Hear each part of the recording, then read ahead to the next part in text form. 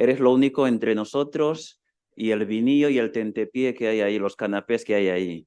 Así que los 10 minutos esos. Pero una cosa que voy a decir, los elementos que ha dado Jackson son importantísimos, ¿no? De Estados Unidos se incautó 30 millones de dólares por la propiedad de Teodorín, coches y un montón de cosas. Se devolvieron de esos 30 millones, 20 millones de dólares a Guinea Ecuatorial. Estoy casi seguro que ninguno de los guineanos aquí sabe a dónde han ido esos dineros. 20 millones que han ido supuestamente al PNUD y que supuestamente el PNUD ha utilizado para la compra de vacunas contra el COVID. En un momento donde China y otros países ya habían donado las vacunas a Guinea y ya todo el mundo que quería vacunarse ya estaba vacunado. ¿Qué te dice? Que si no hay transparencia y si no se incluye la sociedad civil en ese proceso, pues pasan cosas con ese dinero. 6 millones de ese dinero fueron a una ONG que es de Rockville, Maryland, una ONG estadounidense que supuestamente estaba trabajando en Guinea, sigue trabajando en temas de salud.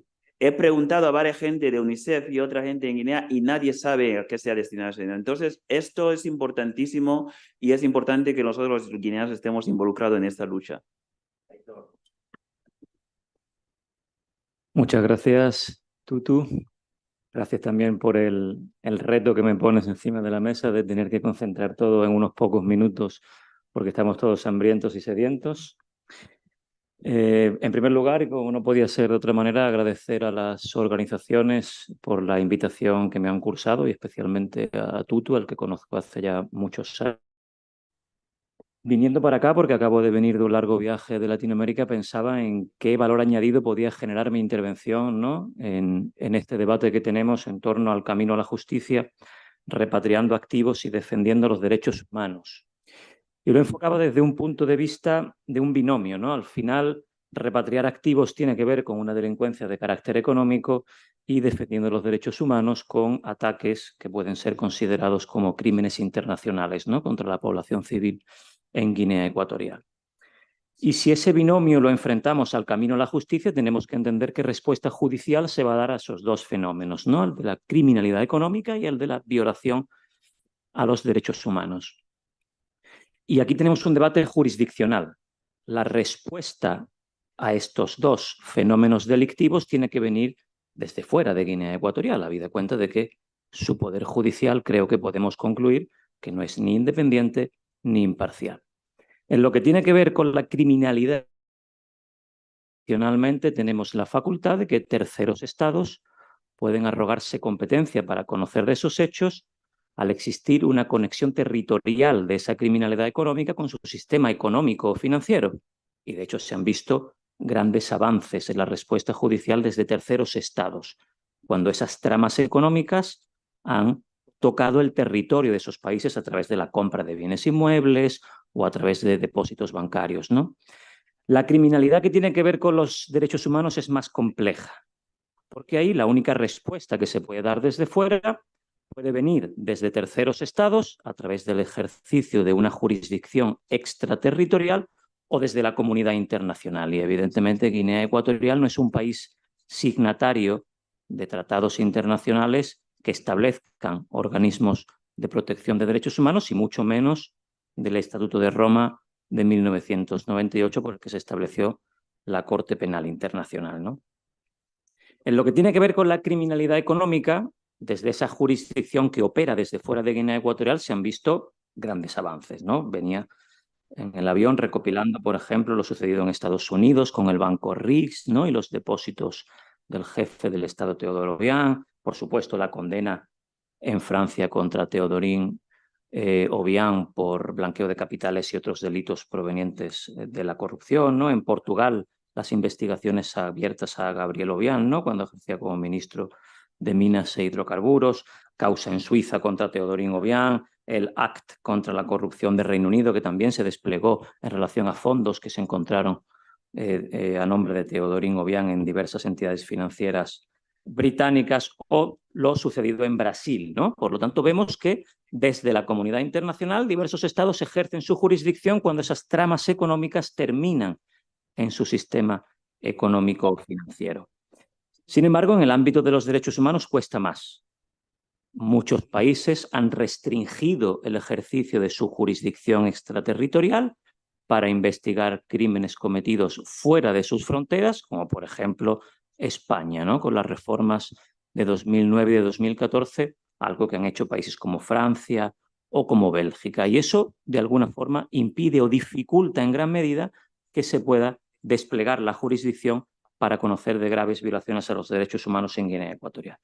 Pero hay un caso que se está instruyendo ahora mismo en la Audiencia Nacional y en el que me encuentro personado en representación de la acusación popular y de las acusaciones particulares, que de alguna forma conecta la criminalidad económica con las graves violaciones a los derechos humanos en forma muy singular y llamativa. Y voy a exponer ciertos aspectos de esa causa que se instruye en la Audiencia Nacional.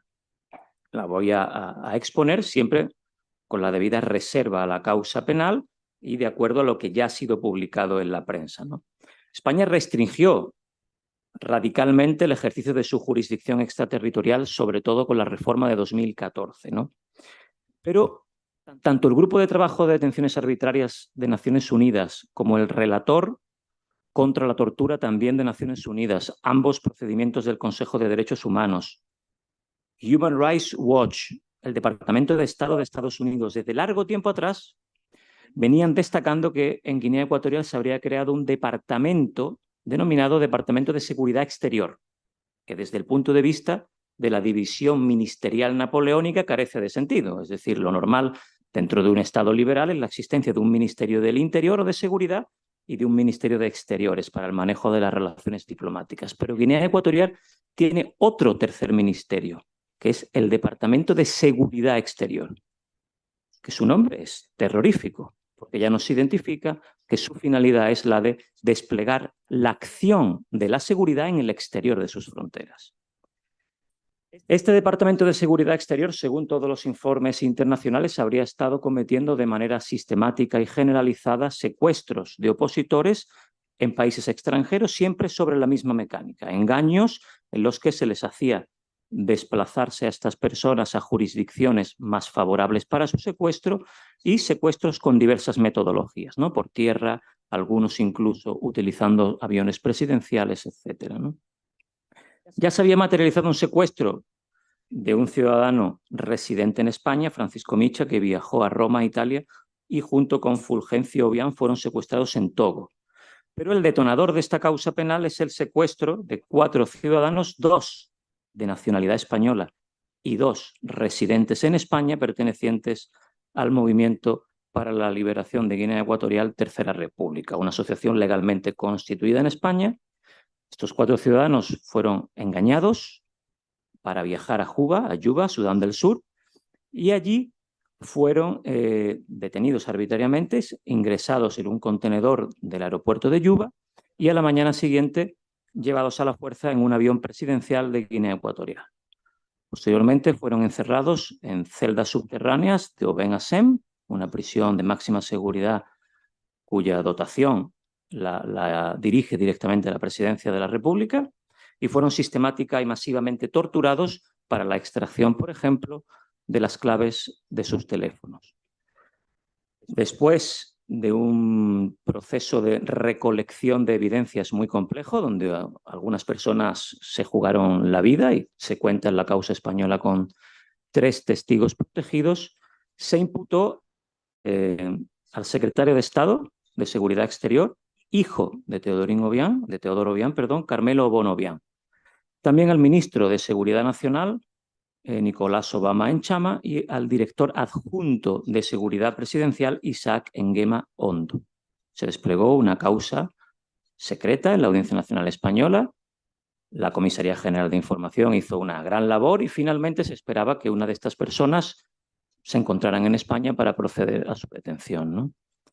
El 10 de diciembre del año pasado, de 2022, se dictó un auto por el que se se dictaba un mandamiento a la policía para que se pusiera a disposición judicial a Carmelo Bon Obiang, quien se esperaba que llegara a Barajas el día 11 de diciembre de 2022. Finalmente, Carmelo Bono Obiang no entra por Barajas, la policía desconoce si ha entrado o no por alguna otra frontera del espacio Schengen y lo detecta registrándose en un hotel, en el Hotel Meliá Plaza Castilla, el 28 de diciembre, pocos días después, altas horas de la noche ya. En ese momento, el juez de instrucción criterio y decide que hay que notificarle la querella y que designe abogado. Evidentemente, como era previsible, esta persona dejó deprisa y corriendo la jurisdicción española y nunca más regresó. Pocos días después, Julio Obama, uno de los 4 secuestrados, murió en la prisión de Oben Hassem, en Guinea Ecuatorial, en circunstancias nunca aclaradas. La causa continuó avanzando, se solicitó evidentemente la comparecencia de las 3 personas imputadas, aunque finalmente el juez acordó que declararan por videoconferencia, aun cuando las acusaciones habían adelantado que solicitaban la apertura de una vista del artículo 505, que es una medida para solicitar eventualmente medidas cautelares, lo cual exigía su presencia física en el territorio nacional. Pero ni siquiera con la videoconferencia comparecieron, se rebelaron ante las autoridades judiciales españolas y Guinea Ecuatorial remitió una nota verbal en la que indicó que su jurisdicción jamás cooperaría con la jurisdicción española. Desde ese momento la causa está abierta y las órdenes de detención solicitadas están pendientes de resolución porque, llamativamente, Guinea Ecuatorial esgrimió que se había abierto una causa en su jurisdicción contra estas 3 personas. Es decir, que la Corte Suprema de Justicia de Guinea Ecuatorial estaría actualmente investigando al hijo del dictador. Evidentemente, consideramos que no es más que un fraude procesal para fomentar un concurso o una concurrencia de jurisdicciones que, bajo mi opinión, no va a llegar muy lejos, ¿no? Esta situación implicó que el Parlamento de la Unión Europea emitiera una histórica resolución prácticamente por unanimidad pidiendo sanciones para los responsables de estas tramas de secuestros, una proposición no de ley del Congreso de los Diputados e incluso la intervención del Grupo de Trabajo de Desapariciones Forzadas, que nadie sabe dónde se encuentran estas personas y cuál es su estado de salud, ya que Guinea Ecuatorial niega toda información sobre los secuestrados a las autoridades consulares españolas. Y aquí viene la conexión de esta causa con las tramas de corrupción económica. El auto del 10 de diciembre de 2022 ordenaba el embargo preventivo y las anotaciones de no disposición de los bienes que estas personas tenían en España. Y apareció un volumen de bienes muy elevado, que, bajo el criterio de cualquier persona, serían marcadamente elevados para personas que ostentan simplemente un cargo público en un país. Pero cuando se dispusieron esos embargos y esas anotaciones preventivas, el BBVA informó que una de las cuentas de Carmelo Bono Obiang ya estaba bloqueada anteriormente. Se le requirió más información. ¿Y por qué estaba ya bloqueada esa cuenta? Por disposiciones en efectivo, con billetes de alta denominación. Pero el BBVA no daba mucha información de por qué se había producido un bloqueo anterior por su compliance interno. Y finalmente se solicitó la información al SEPLAC. Y el SEPLAC remitió un informe a la causa en el que indicaba que solo en 9 meses se habían introducido en España, por parte de una mula, es decir, de una tercera persona, pero siendo el titular de ese dinero Carmelo Bono Obiang, casi 800.000 euros en maletines y en billetes de 200 y 500 euros, que posteriormente eran depositados en el BBVA. Yo invito a que cualquiera de vosotros intente depositar mañana en el BBVA 1.000 euros en metálico, porque van a hacerle 1.000 preguntas. Si la persona que lo está depositando es un PEP, una persona expuesta políticamente, y creo que el hijo de Teodoro Obiang es un PEP, es decir, es un secretario de Estado, hijo de un dictador, cuyos familiares han sido ya condenados por blanqueo de capitales en países vecinos, eso no hizo estallar las alertas de la Ley de Prevención de Blanqueo de Capitales.